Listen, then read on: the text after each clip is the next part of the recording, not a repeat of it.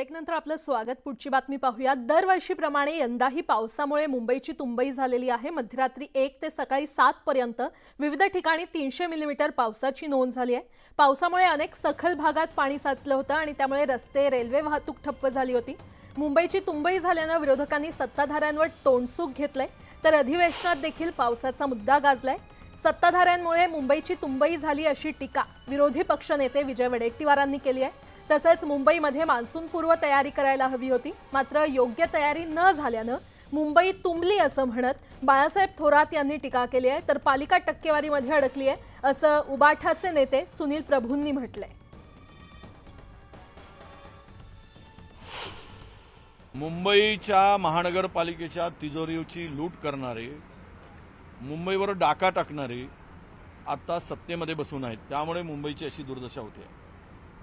4,500 कोटीचे पंतप्रधानांच्या हस्ते उद्घाटन भूमिपूजन करणाऱ्यांना सुंदर मुंबई, स्मार्ट मुंबई आता डुबती मुंबई म्हणायची पाळी आली। 300 मिलीमीटर पावसामध्ये जर अशी अवस्था या मुंबईची होत असेल, आमचं सरकार होतं त्यावेळेस कामं पूर्ण करून घेतली, परंतु अनेक कामं राहिलेली होती, पण यांना ते करता आलं नाही। केवळ टक्केवारीमध्ये आणि कमिशनखोरीमध्ये हे सरकार अडकलेलं आहे। काल मुंबईमध्ये 300 मिलीमीटरचा पाऊस झालेला आहे असं मला जी माहिती मिळते त्या पद्धतीनं।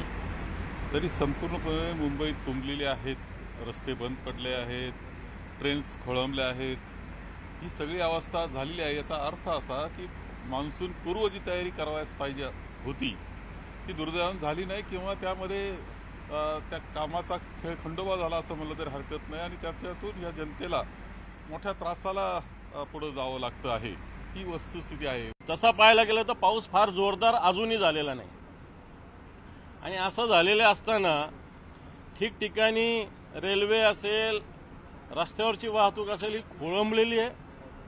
ठिकठिकाणी लोकांचे फोन येते, रात्री फोन आलेले, घरामध्ये कमरेभर पाणी साचलेलं, अशा प्रकारचे सुद्धा रात्री फोन आलेले। आणि मला असं वाटतं प्रशासनाचा बेमुरवत फोरकाना, कारण फक्त टक्केवारीमध्ये अडकलेले महानगरपालिकेच्या कामकाजाकडे कोणाचं लक्ष नाही, आणि म्हणून ही मुंबई वाटतं रात्रीच्या आणि आतापर्यंत पूर्णपणे तुंबलेली।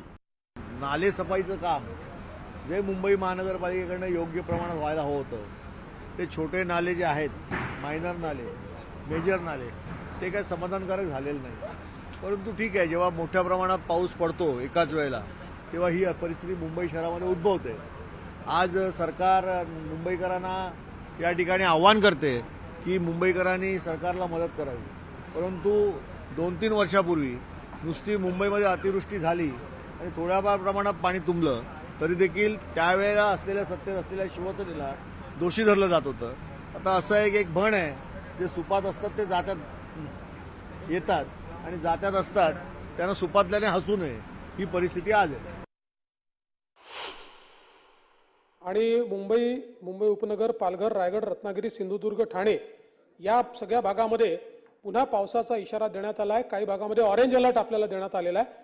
आणि जसं आपण सांगितलं की मुंबईमध्ये जेव्हा अतिवृष्टी आणि हाय टाईड या दोन्ही एकत्रित येतात, त्यावेळी शेवटी मुंबई हा आपल्याला माहिती आहे की बेटाचा भाग आहे, त्याच्यामुळे पाणी आपल्याला मुंबईचं समुद्रातच त्याचा निचरा आपण करतो। हाय टाईड ज्यावेळेस येतो त्यावेळेस त्याचा निचरा होऊ शकत नाही, त्यामुळे मुंबईमध्ये पाणी साचण्याची घटना मोठ्या प्रमाणात होते। तशाच प्रकारची परिस्थिती आहे। अद्याप तरी अशी स्थिती आलेली नाही। निवडणुकीच्या कामात बिझी असताना कॉन्ट्रॅक्टरांनी सपाट लावलेला आहे, काही केलेलं नाही अध्यक्ष महोदय। आणि अध्यक्ष महोदय या वेळेला त्यातला गाळ काढलेला सुद्धा नाळ्यात परत गेला। आणि अध्यक्ष महोदय, मुंबईला ही स्थिती, या विषयात माझी आपल्याला विनंती आहे। आता बघा, अंधेरी सबवे बंद होता, मिलन सबवे काही काळ बंद होता, कुर्ला चुनाभट्टी अध्यक्ष महोदय हिंदमाताला टँक मधली बंद होता, मिलन सबवेच्या इथे टँक मधली बंद होता। त्यामुळे अध्यक्ष महोदय माझी विनंती अशी आहे की या कंत्राटदारांच्या वर कारवाईच्या अगोदर श्वेतपत्रिका आपण मागा, नाहीतर मुंबई शहरात वारंवार असं होईल अध्यक्ष महोदय। आणि आता पावसासंदर्भातल्या बातम्या। मुंबईला पावसानं झोडपून काढलंय। मुसळधार पावसामुळे अनेक भागात पाणी साचलं असून मुंबईतल्या परिस्थितीवर मुख्यमंत्री शिंदे यांनी भाष्य केलेलं आहे। गरज असेल तर घराबाहेर पडा असं आवाहन त्यांनी केलंय। मुंबईतल्या स्थितीचा आपत्ती व्यवस्थापन कक्षातून मुख्यमंत्री शिंदेंनी आढावा घेतला। यावेळी सर्व आपत्कालीन यंत्रणांना सतर्क राहण्याच्या सूचना दिल्याचं त्यांनी सांगितलंय।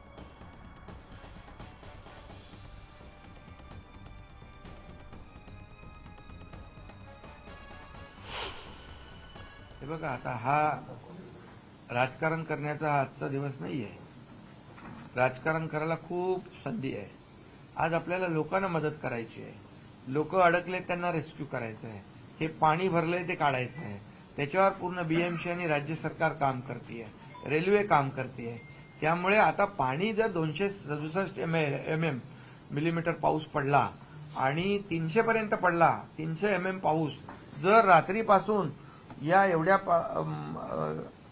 कमी वेळामध्ये पडल्यानंतर हे एवढ्या लवकर पाण्याचा निचरा होणं ही देखील एक सिस्टीम चांगली असल्याचाच भाग आहे।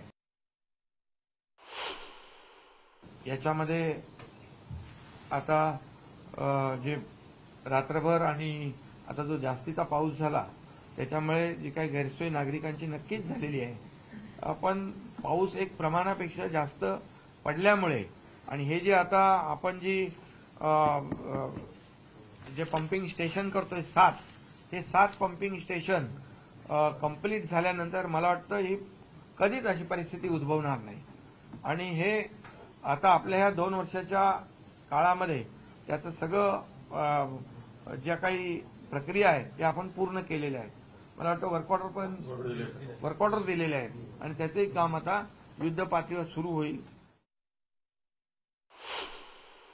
गरजेशिवाय घरातून बाहेर येणं टाळलं तर बऱ्यापैकी त्याच्यामध्ये गैरसोय कोणाची होणार नाही। शाळांना देखील आपण सुट्ट्या दिलेल्या आहेत, त्यामुळे त्याचा देखील मुलांना देखील ती आपण विद्यार्थ्यांची काळजी घेतलेली आहे। आणि एकंदरीत सर्व परिस्थितीला आपण फेस करायला आपली यंत्रणा सर्व अलर्ट केलेली आहे। पंप गेट जे आहेत मिठी नदीला आपण बसवतोय, हे पंप गेट बसवल्यानंतर जे समुद्राचं पाणी उलटं आपल्या शहरात येतं ते येणार नाही। फ्लड गेटमुळे ते समुद्राचं पाणी येणार नाही, पण आपल्या इकडचं पाणी पंपाने आपण तिकडे फेकू शकतो। बरोबर आहे ना?